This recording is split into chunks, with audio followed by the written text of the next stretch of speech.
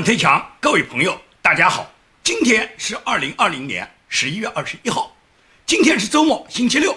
那么今天的节目呢，首先跟大家介绍到川普总统他这个大选啊，6个战场州啊，现在这个剧情反转的很厉害。前两天我们谈到密歇根州呢，有2个共和党的这个监票员，也就是让他们在当地的这个监票后来统计的这个结果意见书上面让他们去签字。这2个共和党的监票员呢，他们当时是不肯签字的，因为他们认为完全与事实不符嘛。但是民主党的人呢，就在威胁他们，而且民主党的人已经把其中一个共和党监票员他的儿女的学校，把这个学校的名称、儿女的信息已经把它挂在网上了。他就告诉他，你是不是希望你的孩子在学校里面碰到那些非洲的黑人孩子？他讲这个话就是对共和党这个监票员一个严重的威胁。那当然了，这个共和党的这2个监票员后来他们架不住这个威胁，他们就违心签了字。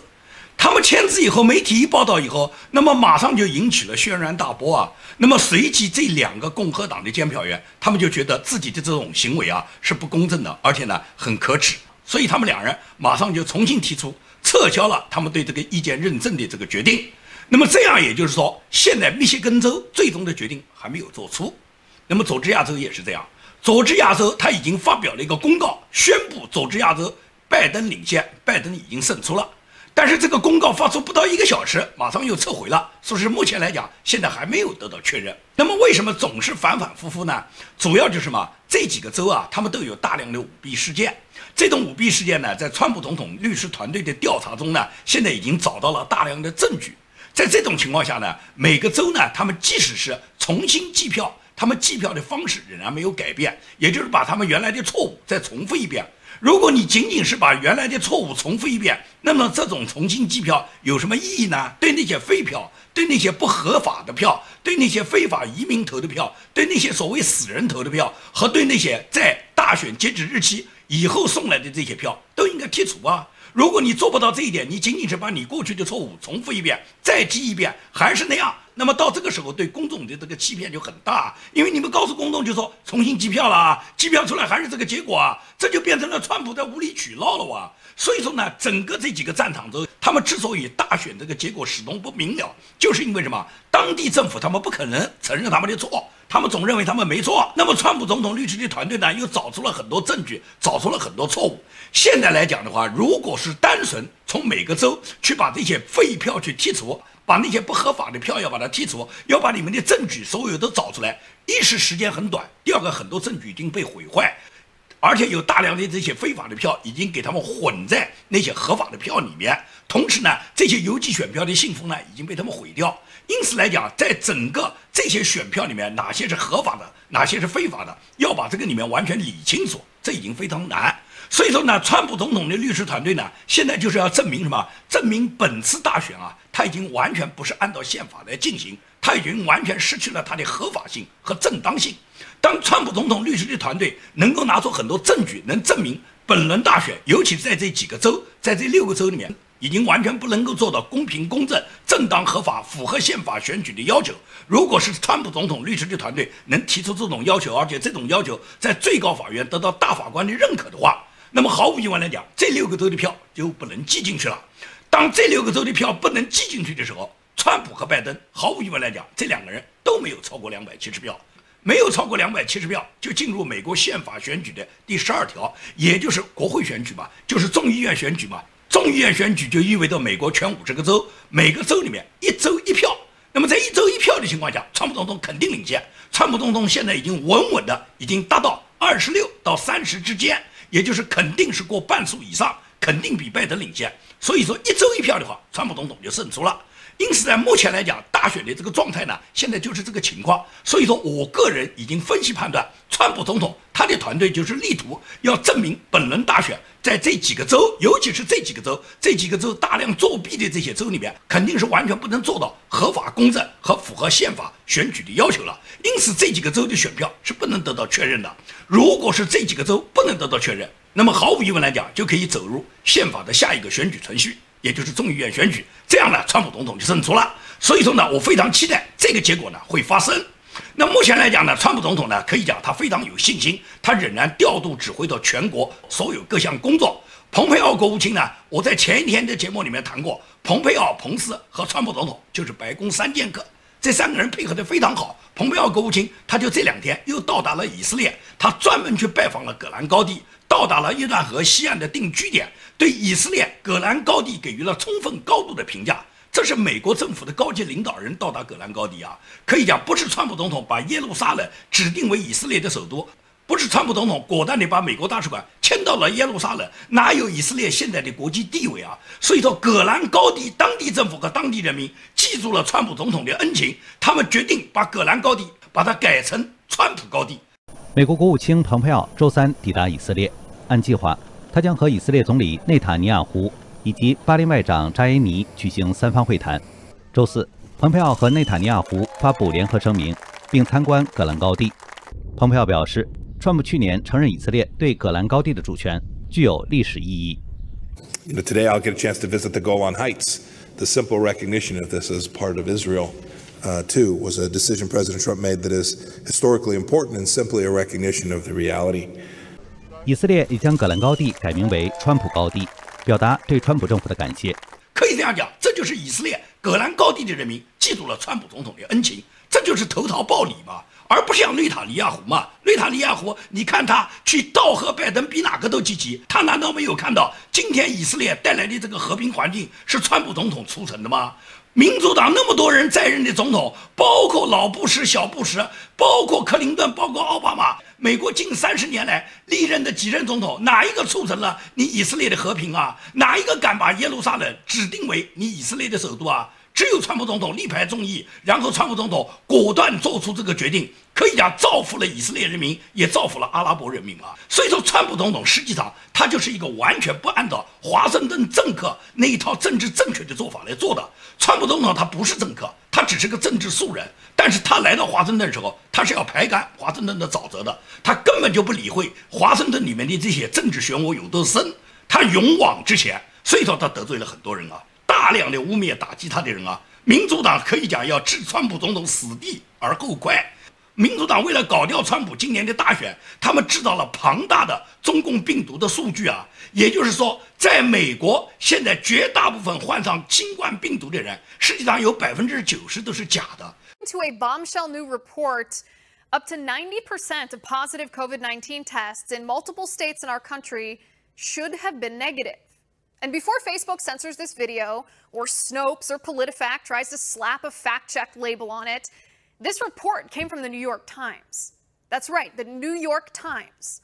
According to the Times, and I quote, standard tests are diagnosing huge numbers of people who may be carrying relatively insignificant amounts of the virus and are not likely to be contagious, end quote. And I quote, up to 90% of people testing positive carried barely any virus, end quote. 这些人检测的数据本来就是阴性，根本不是阳性，但是由于民主党操纵了大城市，很多人都认为为什么共和党不这样做，为什么民主党这样做，而且民主党为什么能做成功呢？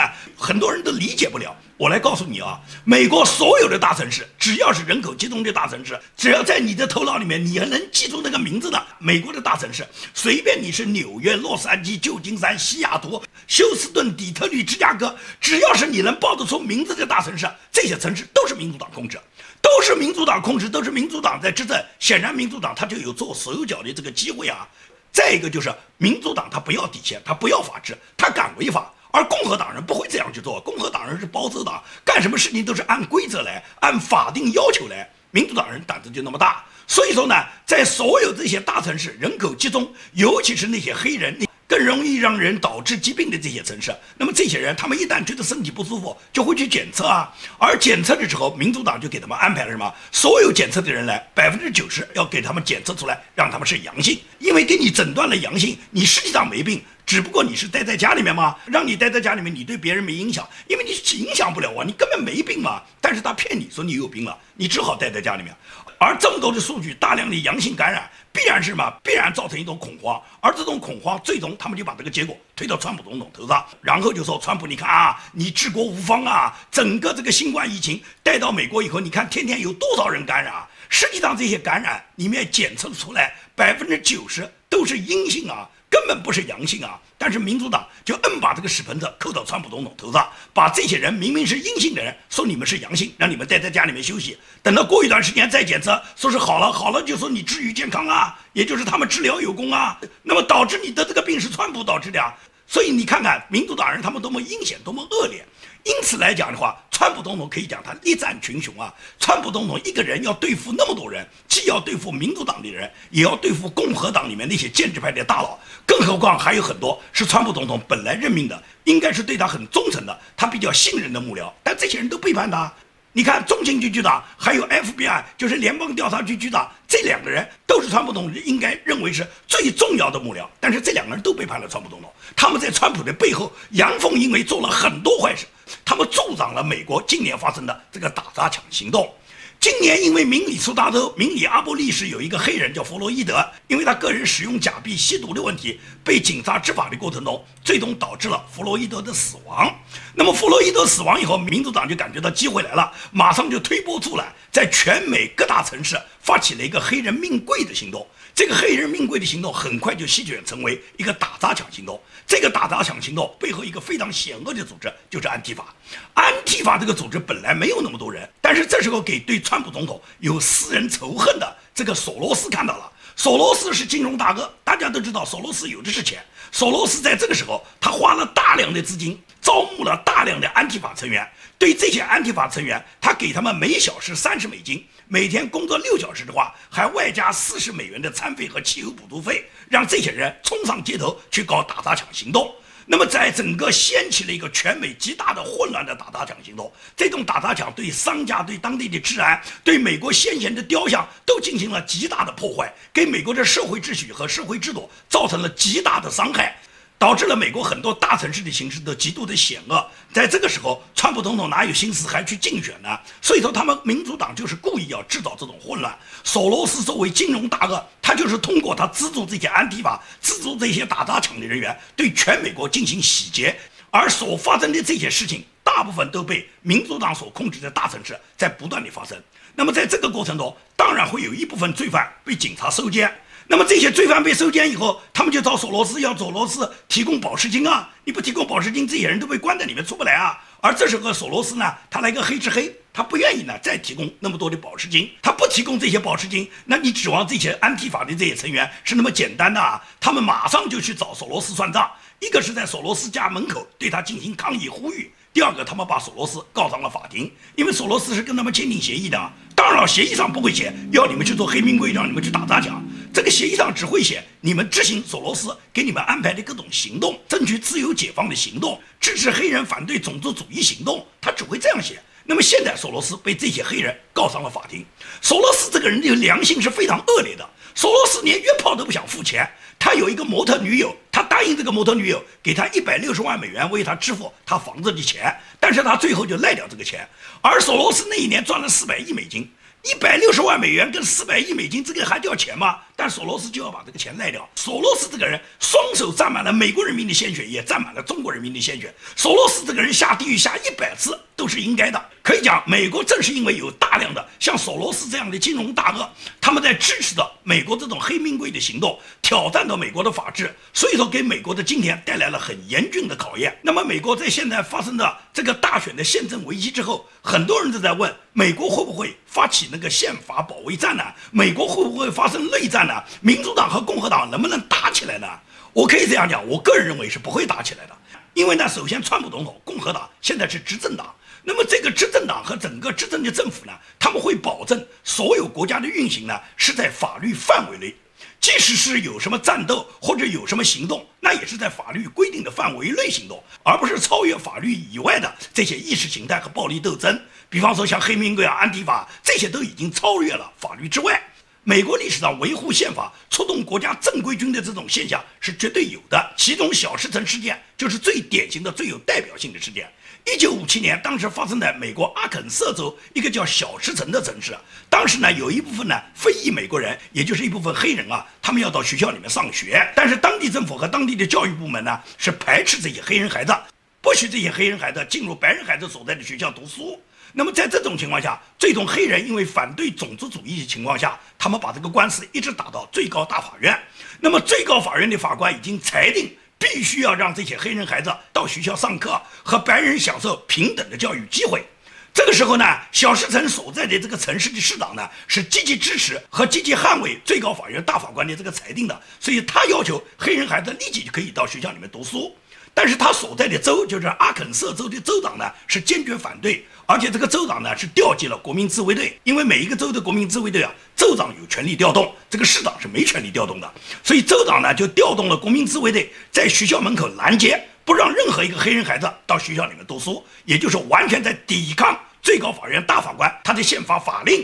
那么在这种情况下，作为当朝的总统，当时是艾森豪威尔，艾森豪威尔就必须要捍卫宪法的尊严，捍卫最高法院大法官他们的裁定。所以艾森豪威尔就把他在二战时候他自己曾经指挥过的一个王牌部队，也就是101师，把101空降师把他空降到阿肯色州的小石城，然后护送这些孩子到学校上课，由此来保卫宪法的尊严。那么阿肯色州小石城事件就是这么去在维护宪法中最终保护和捍卫了黑人孩子读书的权利。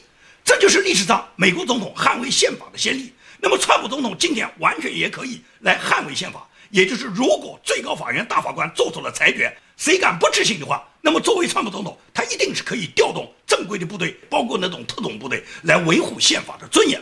也就是当最高法院大法官做出裁定的时候，川普是完全可以启动强力措施，然后强力的逮捕那些违法者的。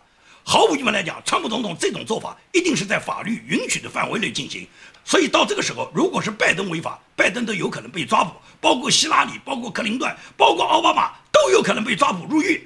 当然了，有可能民主党在这个过程中，民主党会继续煽动安提法，煽动那些黑名贵，煽动打砸抢，而到那个时候，川普总统不会让你。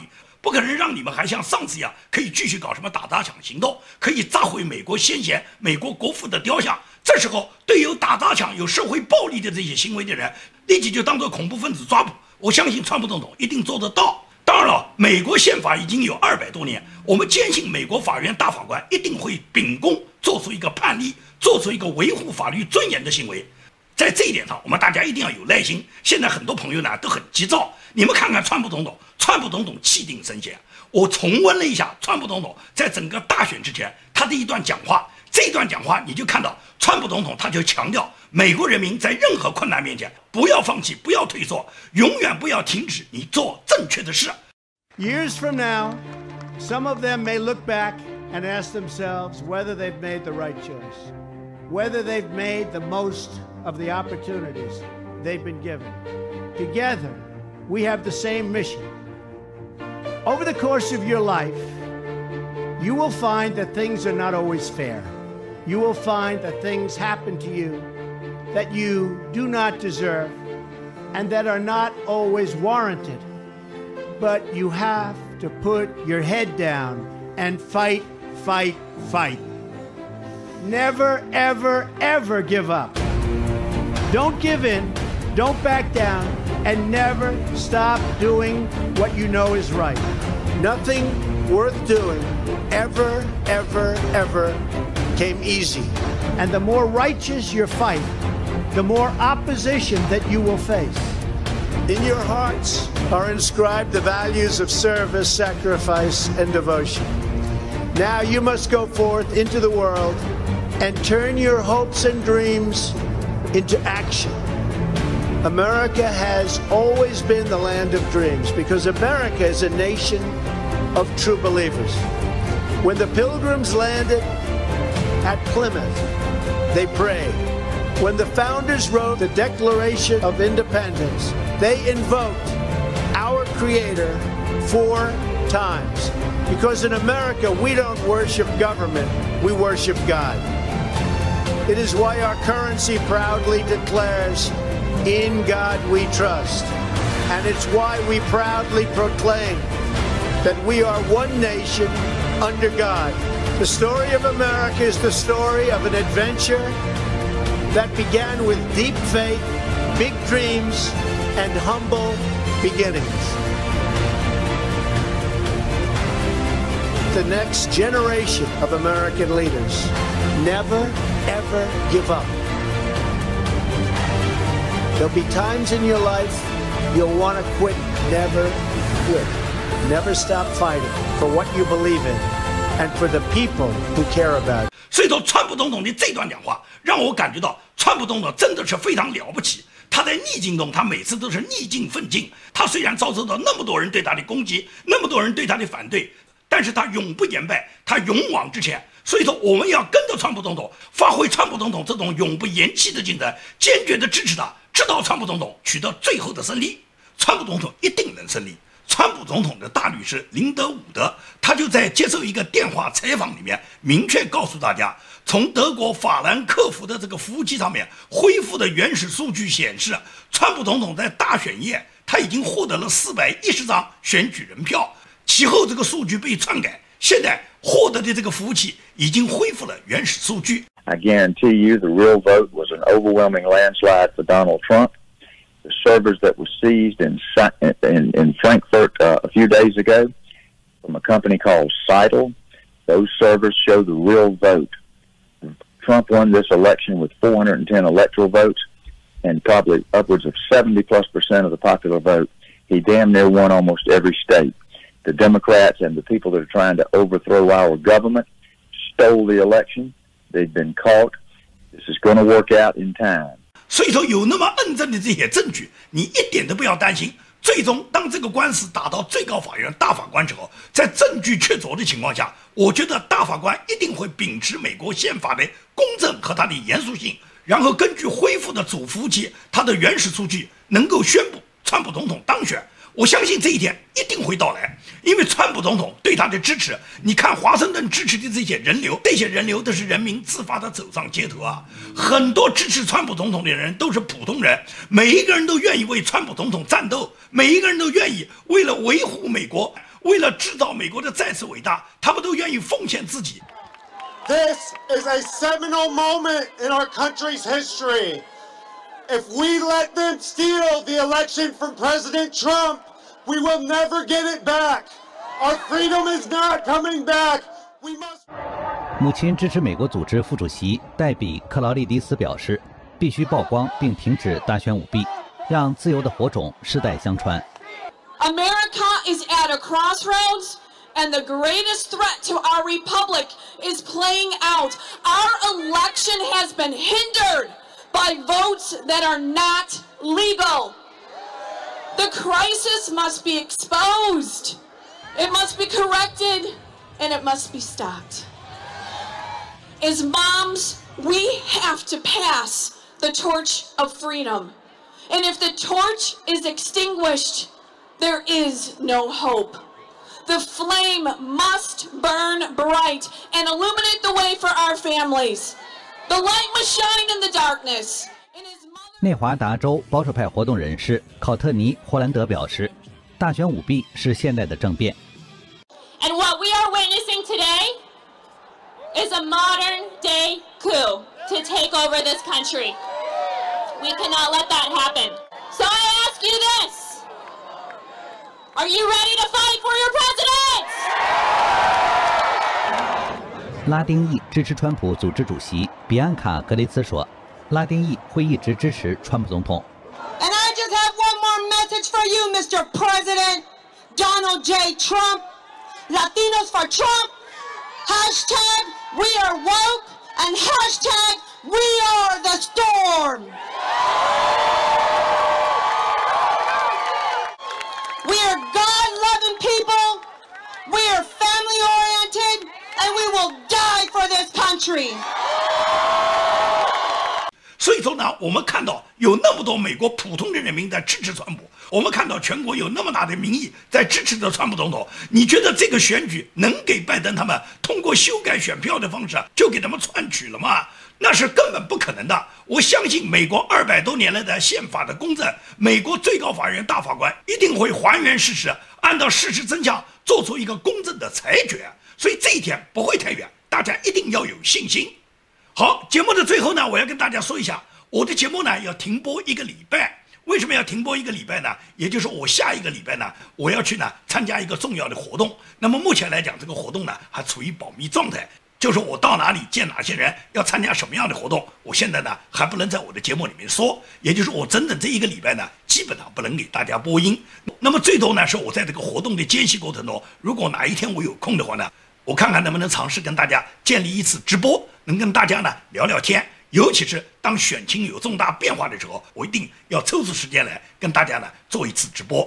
那么这一个礼拜呢就暂时停播，因为呢我本次参加这次活动里面，在活动的过程中不便于我继续做节目。感谢大家长期以来的支持，感谢大家的收听收看，我们下次节目再会。